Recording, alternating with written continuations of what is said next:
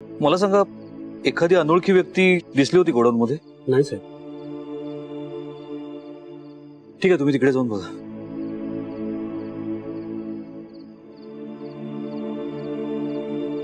काका, मी काय बोललो होतो तुला? इथे येऊन काहीही साध्य होणार नाहीये. अरे इथे का कोणी लपवेल नलीला? आणि समजा लाजे खातर ती तोंड लपून बसली असेल कुठेतरी, ती इथे काय येईल? अशक्य आहे. ऐक ना वेद, आपण लॉजिकचा वापर नंतर करूया. माझ्या मनात एक विचार आला, एक शंका आली, म्हणून मी इथे आलो रे. आणि तुला काय वाटतं, हे किडनॅप करणारे लोक शाणे असतात? विचित्र माणसं असतात ते. साधारणपणे कुठे कुठे शोध घेतला जाऊ शकेल याचा पूर्णपणे विचार करून एका वेगळ्याच ठिकाणी ते पळवलेल्या व्यक्तीला लपवतात. आणि नंतर मुगच काकेत कळसा आणि गावाला वळसा असं नको व्हायला. आणि आपल्या मनात जर एखादी शंका आली आहे तर त्याचं निरसन व्हावं म्हणून इथे आपण आलो. बरं, तुझी शंका मिटली ना? चल, आता मी तुला घरी सोडतो आणि मग मी जातो. तू कुठे जाणार आहेस? हे बघ वेद, आधीच तुझी मनस्थिती ठीक नाहीये. काका, मला थोडा वेळ एकटा राहायचंय. अरे एकटाच तर असतोस घरामध्ये. हे बघ, आधीच आपण दिवसभर नलीचा शोध घेतलाय, तू पण थकला असशील, घरी चला आराम कर. काका प्लीज. ऐकणार नाहीस का तू? ठीक आहे, तू मला काही सोडायला येऊ नकोस, माझं मी जाईन. आणि लवकर ये घरी, उशीर नको करूस. आणि काही कळलं नली बाबतीत तर मला फोन कर, मी येईन लगेच.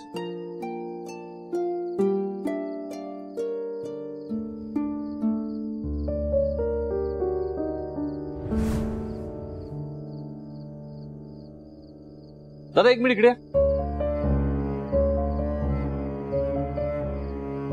मला प्रामाणिकपणे आणि खरं खरं सांगायचं, मोठे साहेब इथे आले होते? नाही साहेब. सौरभ आला होता? नाही साहेब. नीट आठवा आणि सांगा. नाही साहेब. कोणीच आलं नव्हतं? नाही. ठीक आहे, हे बघा, इथून पुढे कुणीही आलं तरी मला लगेच कळवायचं. हो साहेब. आणि आता आपल्यात जे काही बोलणं झालंय ते कोणालाही सांगायचं नाही, कळता कामा नाही. हो साहेब. ठीक आहे, या.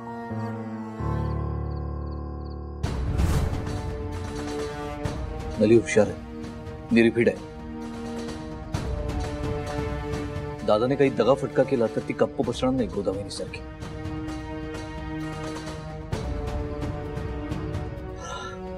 परमेश्वरा,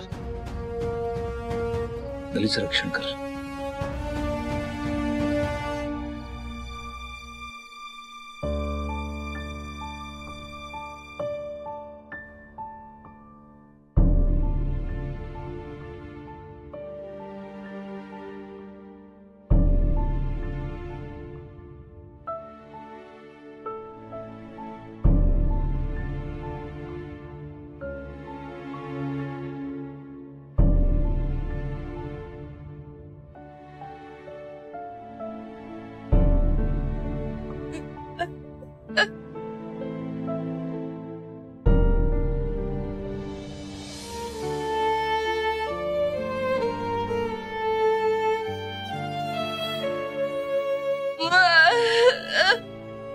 का?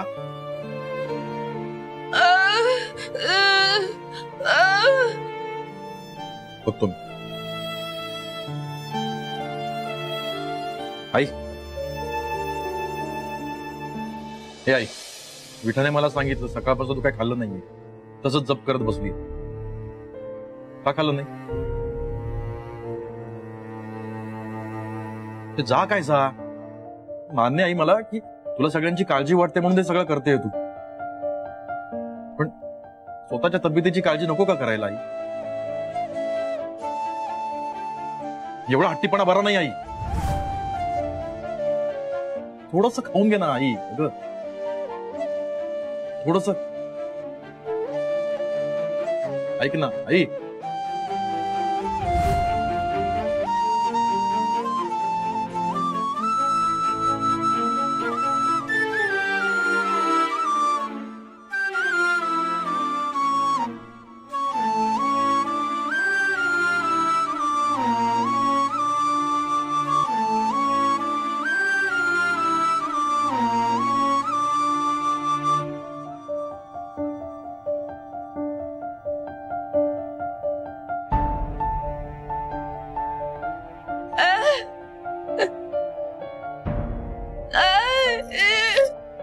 खोत आहे ती खोत.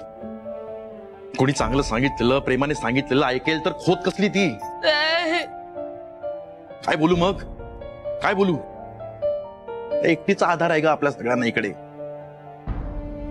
दादाला तोंडावर बोलणारी ती एकटीच आहे आणि तीच बोलू शकते.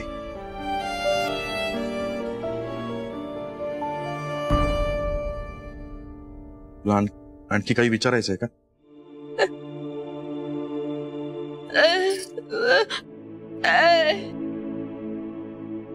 नाही कळलं विठा, नीट सांग ना.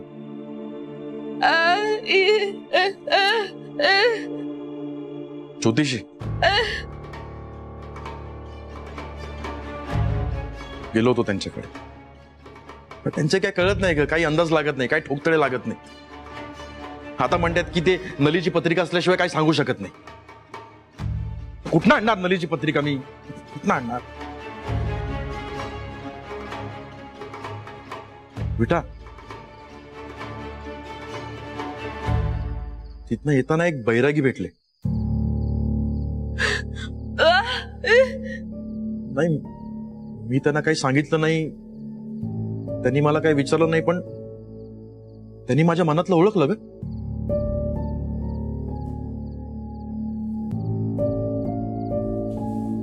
भूतकाळात केलेल्या चुका सर्व घराण्याला भोगाव्या लागतात. त्यासाठी वर्तमान सुधारावा लागतो.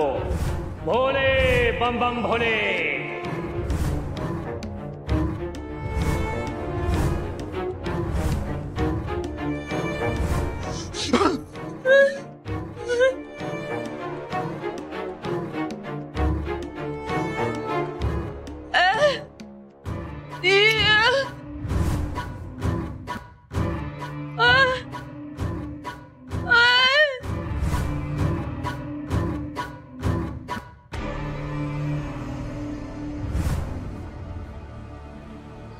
काय झालंय नक्की ऋषीला. असं का वागतोय तो. माझी काहीच चुकी नव्हती, कोणाला दुखवलं पण नाही मी. काकूंची काळजी घेत होते ना मी. मग का चिडला माझ्यावर हा, का भडकला. समजतो कोणा स्वतःला. काळजीपोटी गेले होते विचारायला, काही मदत लागली तर विनाकारण भडकला. लग्नाच्या मांडवातून कोण पळून गेलं. ऋषी गेला, मी नव्हते गेले. मग ऋषी घरी परत आल्यावर मी चिडले पाहिजे होते ना. काय चाललंय, काय घडतंय, काहीच कळायला मार्ग नाहीये.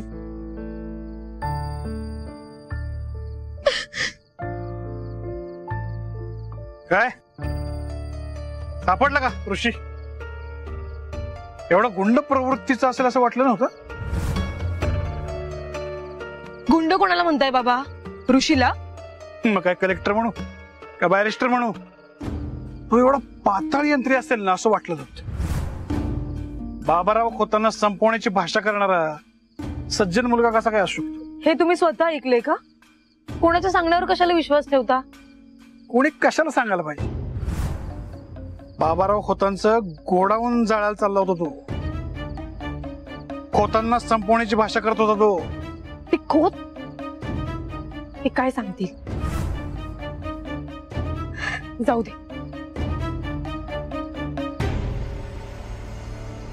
शंकर काका.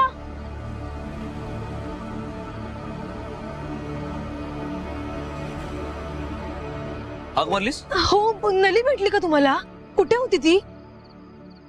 अच्छा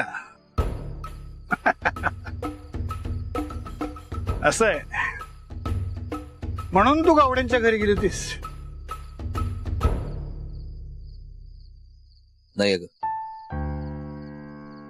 अजून काहीच पत्ता लागलेला नाही, पण सगळीकडे कसून शोध घेणं सुरू आहे. कशाला शोधताय त्या नलिनीला. पक्के बनले ते भाऊ बहीण. हा, बेकार जोडी ती. हे बघा, बाबारावांना बदनाम करण्याचा प्लॅन आहे. मुकुंदराव, नलीबद्दल बोलताना विचार करून बोलायचं. खोतांची सून आहे ती, विसरू नका. आणि नलीबद्दल वाटेल ते बोललेलं ऐकून घेणं नाही आम्ही अजिबात. तुमची मुलगी समोर उभी आहे म्हणून गप्प आहे, एरवी तुमच्याच भाषेत उत्तर दिलं असतं तुम्हाला. येतो मी तरी. काका, इतर खोतांपेक्षा शंकर काका वेगळे आहेत हे मी तुम्हाला सांगायची गरज नाही. बोलताना जरा भान ठेवा.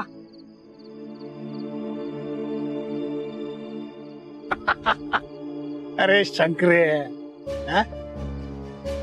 ऐत्या पिठावर रेघोट्या मारणार तू फुकटे. तू त्या नलिनीला सून म्हणतोस, पण बाबाराव खोतांनी तसं मानलंय? अरे तुम्ही डोळे असून आंधळे आणि बुद्धी असून निर्बुद्ध आहात, कळलं का? आतापर्यंत बाबारावांनी त्या नलिनीचा काटा पण काढला असेल. चला, म्हणजे आता मितालीला स्थळ शोधण्याची काही गरज नाही.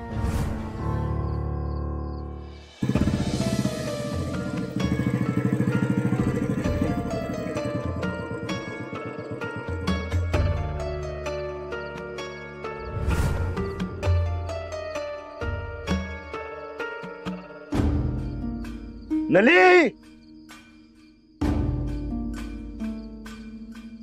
नली,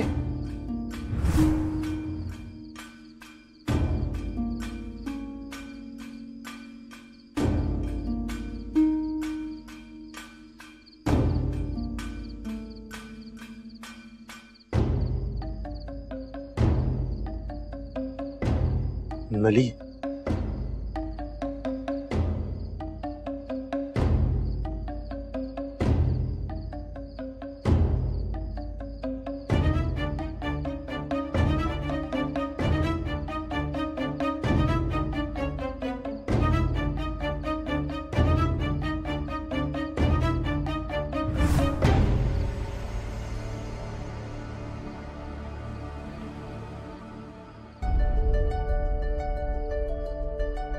नली,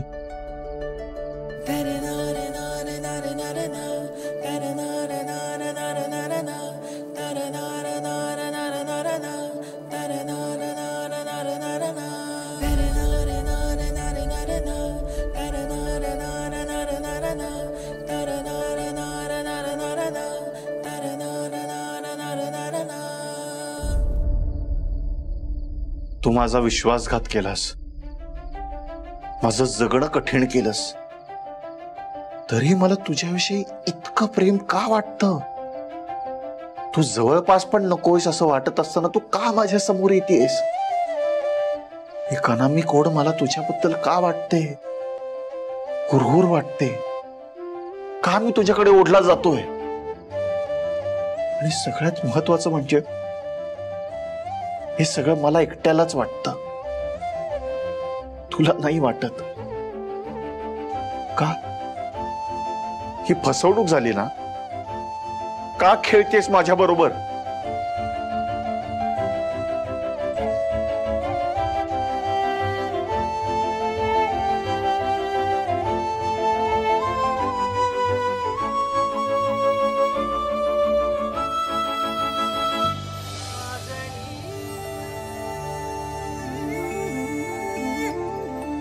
कुठे गेली होतीस ग?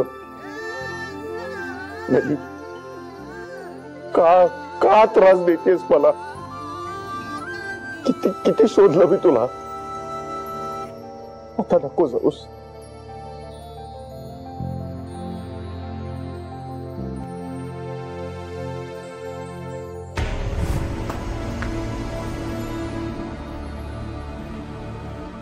नली,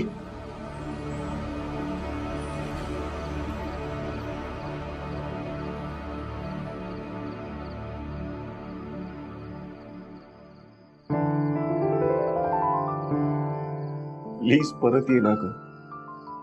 कुठं शोधू तुला? तरी किती शोधू? हे बघ, माझा तुझ्यावर राग आहे, पण याचा अर्थ तुझ्या बाबतीत काहीतरी चुकीचं घडावं असं नाही वाटत मला. आजीनं देव पाण्यात ठेवले. प्लीज परत ये, प्लीज परत ये. मी हे नाही नाकारू शकत की माझं तुझ्यावर खूप जास्त प्रेम आहे. माझा तुझ्यावर कितीही राग असला तरीही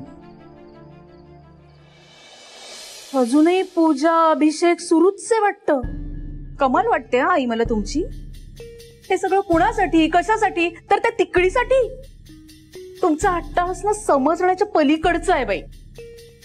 अजूनही देव पाण्यात आहेत, निर्जळी उपवास करताय, हा सगळा अभिषेक वगैरे सुरू आहे. कशासाठी करताय हे सगळं? ती नलिनी कितीतरी वेळा उद्धटासारखी वागली आपल्याशी. या वाड्यावर येऊन धिंगणं घातलंय अनेक वेळा. त्या संकेतच्या वेळी तर येऊन भांडली इकडे वचा वचा. हिच्यामुळे माझ्या वेदवर कितीतरी वेळा हल्ले पण झालेत. नंतर हट्टाने आपल्या ऑफिसमध्ये लागली. आणि आता या ऋषीचा आणि हिचा प्लॅन आपल्याला खोतांना भिकारी बनवण्याचा. तो ऋषी चिठ्ठी लिहितो त्या नलीला आपल्याबद्दल. आई बोलायचं. आणि जेव्हापासून ती लग्न करून या वाड्यात आली ना तेव्हापासून एकावर एक काही ना काही अमंगळ घडतच आहे. सगळे त्रासलेले आहेत, अशांत आहेत. पण तरी तुमच्या नजरेत तो वेदच ग्रेट आणि नलिनी गुणी आणि बाकी सगळे शून्य. नाटकी आहे ती एक नंबरची. आता काय तर म्हणे हिला किडनॅप केलंय, पळवून नेलंय. हिला या ड्युटीला काय बोलायचं. आई हे बरं आहे हा तुमचं. मी इथे बडबड करतेय आणि तुम्ही माझ्याकडे दुर्लक्ष करायचं. आई ऐकताय ना तुम्ही? आई आई आई काय झालं? मिठा भाऊजी कोणीतरी या. आई आई आई काय झालं तुम्हाला? अहो या कोणीतरी. आई आई आई आई बेसुद्धा कशी पडली? आई मला नाही माहिती. विटा पाणी घेऊन ये पटकन जा.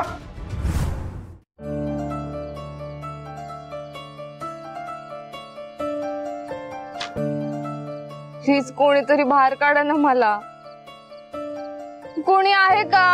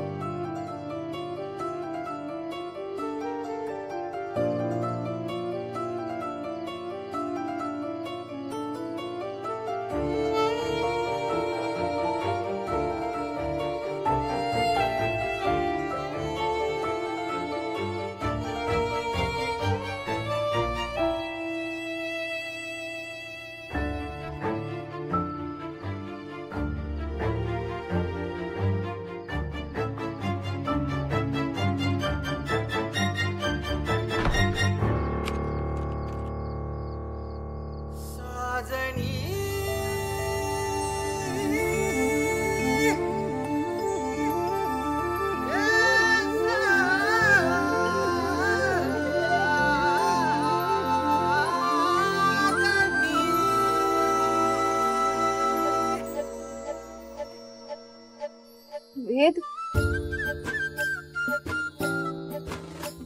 वेद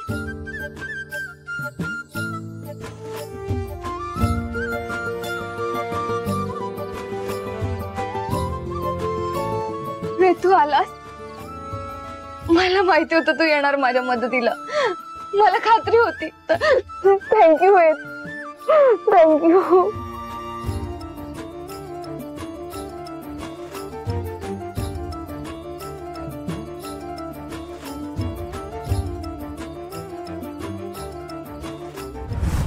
वेद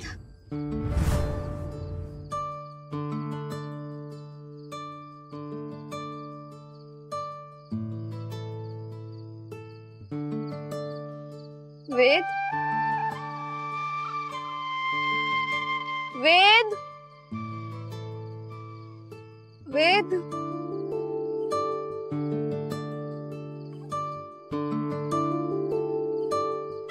वेद मला सोडवणार यातून. मला बाहेर यायचंय.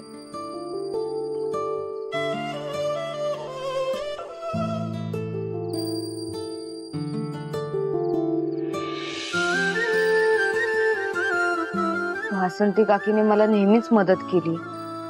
कुठे असेल आता त्या? पण त्यांना कुठे माहितीये मी या घरात अडकली येते. वासंती काकी, मला तुमची खूप आठवण येते. वासंती काकी,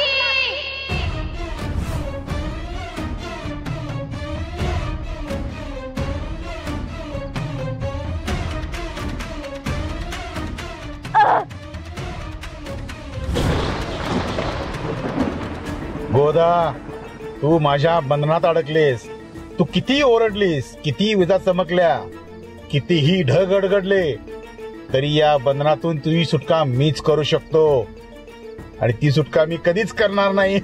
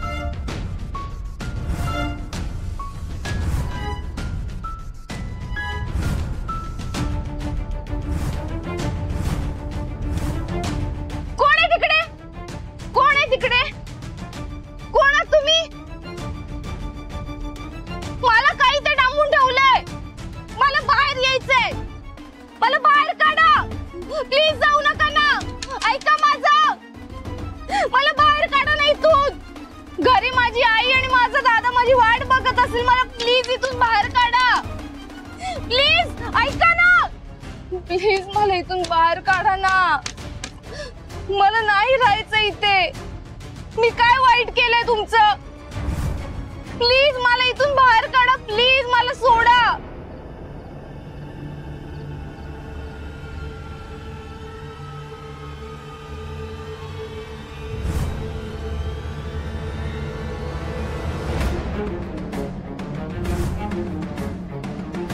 नले, आय एम सॉरी. मी तुला आता काही सांगू शकत नाही. तुझ्या समोरही मी नाही येऊ शकत. पण हे सगळं मी तुझ्या भल्यासाठी करतोय. त्या बाबारावनं जी माझी अवस्था केली ती जर तुझी झाली तर ते मला अजिबात सहन होणार नाही नले. म्हणून मी तुला असं डांबून ठेवलंय. नले, माझ्यावर विश्वास ठेव. मी हे सगळं तुझ्या भल्यासाठीच करतोय. योग्य वेळ आली की मी सगळं खरं सांगेन तुला. सॉरी नले.